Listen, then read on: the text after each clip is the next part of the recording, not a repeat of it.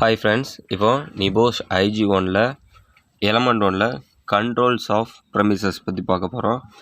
So controls of premises அப்படிங்கிறது வந்து safety ரிலேட்டடாக வரும். தென் வந்து இது ஒரு லேண்டு பற்றின ஒரு கான்செப்ட். ஓகேங்களா? இது மோஸ்ட்லி நம்மளுக்கு தெரிஞ்சது தான். நம்ம வாடகைக்கு நிலங்கள்லாம் வாங்குவோம் பார்த்தீங்களா? ஸோ இந்த குத்தகைக்கில் விடுவாங்க பார்த்தீங்களா? ஸோ அந்த மாதிரி ஒரு கான்செப்டில் தான் இது வரும். ஓகேவா? ஸோ வாங்க. So they are the requirements placed on the person in controls of premises. அதாவது இங்கே வந்து பிளேஸ் அப்படிங்கிறது வந்து நம்ம வந்து ஒரு வளாகம் அப்படின்னு நம்ம சொல்லிக்கலாம். ஸோ இந்த பிளேஸ் இந்த வளாகம், அதாவது ஒரு எம்டி ஸ்பேஸ், ஸோ அந்த மாதிரி நம்ம எடுத்துக்கலாம். ஸோ அந்த பிளேஸ், அந்த வளாகம், அந்த நம்ம எப்படி சொல்லலாம் உங்களுக்கு, ஸோ வளாகம்னே சொல்லிக்கிடுவோம். ஸோ தமிழில் எல்லாருக்கும் புரியும் நினைக்கிறேன். வளாகம் அப்படிங்கிறது நம்ம வந்து இப்போ வந்து ஸ்கூல் இருக்கோம்னா ஸ்கூலுக்கு முன்னாடி வந்து ஸ்பேஸ் இருக்கணும். ஸோ அதை வந்து பள்ளிக்கூட வளாகம் அப்படின்னு நம்ம சொல்லுவோம். ஓகேங்களா? ஸோ அந்த வளாகத்துக்குள்ளே இருக்கிறவங்களுக்கு ஒரு சில அதாவது இப்போ ஒருத்தங்க வந்து ரெண்ட்டுக்கு எடுக்காங்க அப்படின்னா அவங்களுக்கு ஒரு சில தேவைகள் இருக்கும். அந்த இப்போ ஒரு லேண்டு வாங்க போகிறாங்க அப்படின்னா அவங்களுக்கு வந்து ஒரு சில எதிர்பார்ப்புகள் இருக்கும். ஸோ நம்ம வந்து ஃப்ரீ அங்கே வந்து ஒர்க் பண்ணலாமா, எதுவும் கண்ட்ரோல்ஸ் ஏதாவது போடுவாங்களா, ஸோ ரெஸ்ட்ரிக்ஷன் எதுவும் ஒரு சிலர் போடுவாங்கள்ல, ஸோ அந்த மாதிரியான ஒரு சில விஷயங்கள் தான். ஓகேங்களா? ஸோ அவங்களுக்கு ஒரு சில தேவைகள் இருக்குது. அந்த தேவைகளை தான் நம்ம இந்த 3 பாயிண்டில் பார்க்க போகிறோம். So sometimes referred landlords அப்படிங்கிறது ப்ராக்கெட்டில் கொடுத்துருக்கோம். லேண்ட் லார்ட்ஸ் அப்படிங்கிறது லேண்டோட ஓனர்ஸ். ஓகேங்களா? So sometime refers as a landlords through the tenancy agreement. அதாவது சில நேரங்களில் வந்து அந்த லேண்டோட ஓனர், ஸோ நில உரிமையாளர்கள் வந்து நம்ம யார்கிட்ட கொடுக்க போகிறோமோ அவங்க வந்து ஒரு சில அக்ரிமெண்ட் போடுவாங்க. ஸோ அந்த அக்ரிமெண்ட்டும் மோஸ்ட்லி இதில் ஓரளவு அடங்கும் இந்த 3 பாயிண்ட்ஸில். ஓகேங்களா? ஸோ அது வந்து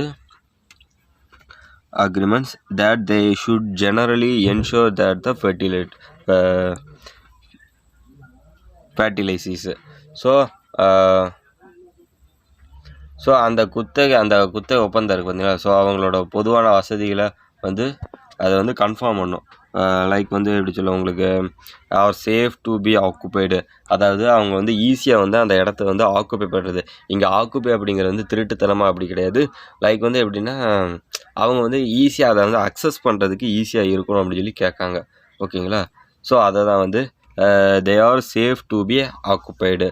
ஸோ ஆக்கிரமிப்புறதுக்கு பாதுகாப்பாக இருக்கணும் அப்படின்னு சொல்லி சொல்கிறாங்க. நாளை பண்ண உள்ளக்க வந்துட்டு இது என் இடம் உன் இடம் இல்லை அப்படின்னா எதுவும் பிரச்சனைகள் வரக்கூடாது பார்த்தீங்களா? ஸோ அதுக்காண்டி சேஃப் டு ஆக்குப்பை அப்படின்னு சொல்லி சொல்லியிருக்காங்க. அடுத்து have a safe means of access. அதான் நான் சொன்னேன் பார்த்தீங்களா?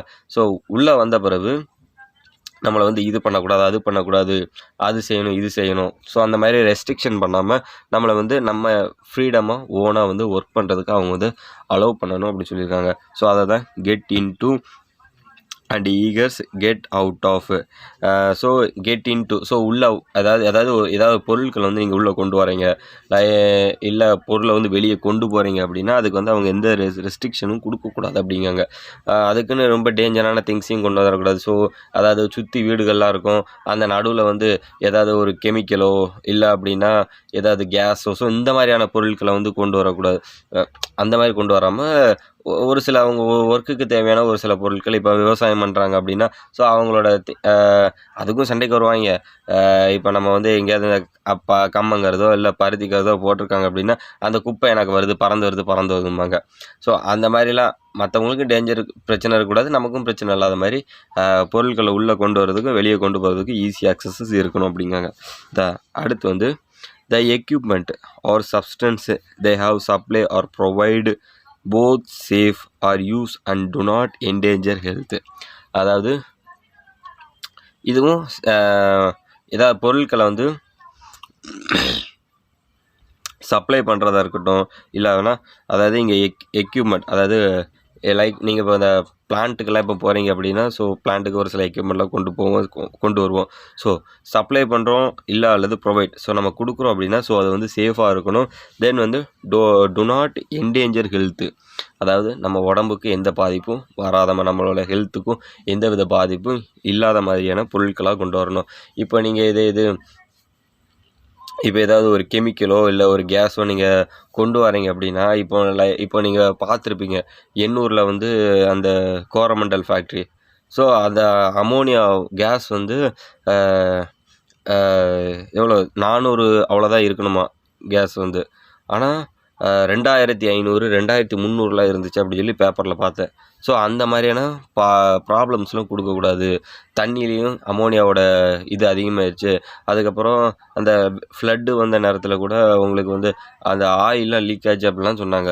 ஸோ இந்த மாதிரியான பாதிப்புகள வந்து பக்கத்தில இருக்கிறவங்களுக்கு குடுக்காத ஒண்ணும் பொருட்கள உள்ள கொண்டு வரதா இருக்கட்டும், வெளிய கொண்டு போறதா இருக்கட்டும். ஏன்னா அந்த ஃபேக்ட்ரி நடத்துறவங்க வந்து ஆரம்பத்தில சொல்லியிருப்பாங்க, நாங்க வந்து எந்தவித நெறைய அதெல்லாம் வந்து அந்த நேரத்துக்கு சொல்லுவாங்க.